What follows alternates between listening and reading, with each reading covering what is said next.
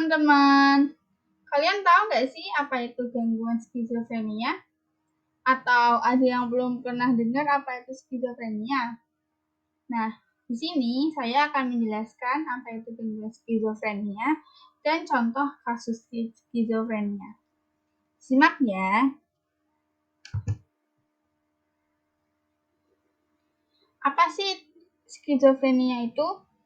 Skizofrenia adalah suatu gangguan psikiatrik mayor, gangguan mental berat yang ditandai dengan adanya perubahan persepsi, pikiran, efek, dan perilaku seseorang. Penyebab dari skizofrenia belum dapat dipastikan. Namun, beberapa teori mengatakan skizofrenia disebabkan oleh faktor genetik dan lingkungan.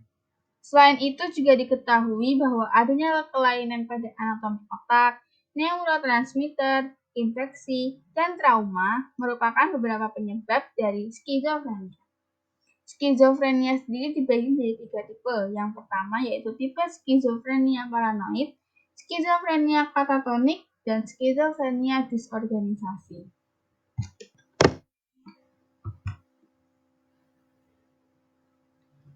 Di sini saya akan menjelaskan tentang tipe-tipe skizofrenia. Yang pertama ada skizofrenia paranoid, yaitu salah satu tipe skizofrenia ketika pengidapnya mengalami delusi bahwa orang lain ingin melawan dirinya atau anggota keluarganya. Lalu ada skizofrenia katatonik, yaitu salah satu jenis skizofrenia dengan gejala utama yang khas, yaitu katatonia. Katatonia sendiri merupakan sekumpulan gejala berupa perilaku yang tidak normal, seperti seluruh tubuh menjadi kaku atau tubuh melakukan gerakan berulang. Yang terakhir ada skizofrenia disorganisasi, yaitu gangguan yang memunculkan perilaku yang kacau, pembicaraan yang tidak koheren, dan delusi yang tidak terorganisasi dengan tema seksual atau religius.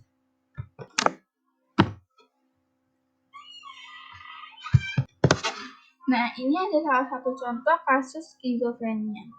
Salah satu kasus skizofrenia paranoid terjadi pada Nona N, berusia 28 tahun. Nona N tidak bersekolah, tidak bekerja, tidak menikah. Beliau menderita skizofrenia sejak 10 tahun yang lalu saat ibunya meninggal dunia.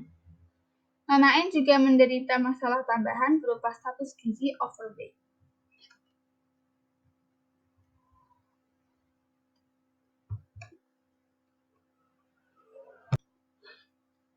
Kronologinya seperti ini.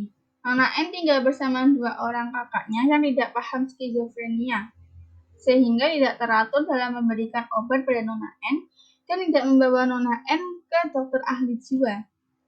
Nona N sendiri juga menolak meminum obat secara teratur. Ia merasa mual dan akan memuntahkan obatnya. Beliau juga sering mendengar bisikan orang di sekitarnya yang sebenarnya tidak ada dan menyuruh untuk memuntahkan obat yang ia minum. Nona N sering melihat anak-anak berlarian di rumahnya dan mengajak bermain di malam hari sehingga kualitas tidurnya terganggu.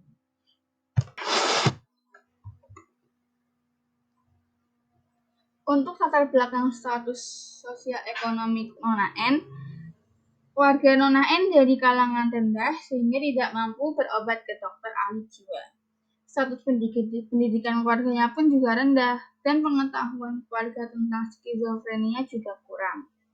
Dan diketahui juga bahwa di daerahnya tidak ada puskesmas untuk dokter ahli jiwa.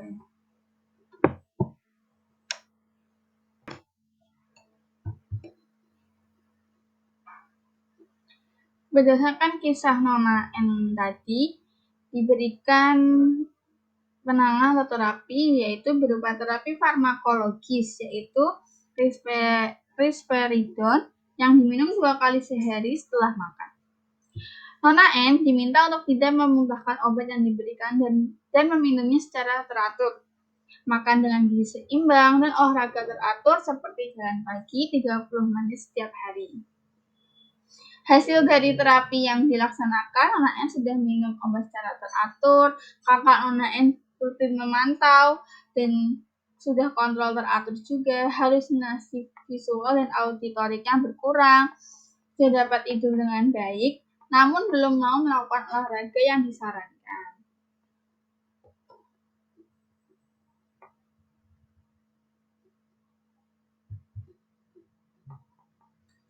berdasarkan kisah tadi, ada kaitannya dengan salah satu teori psikologi, yaitu teori psikoanalisis.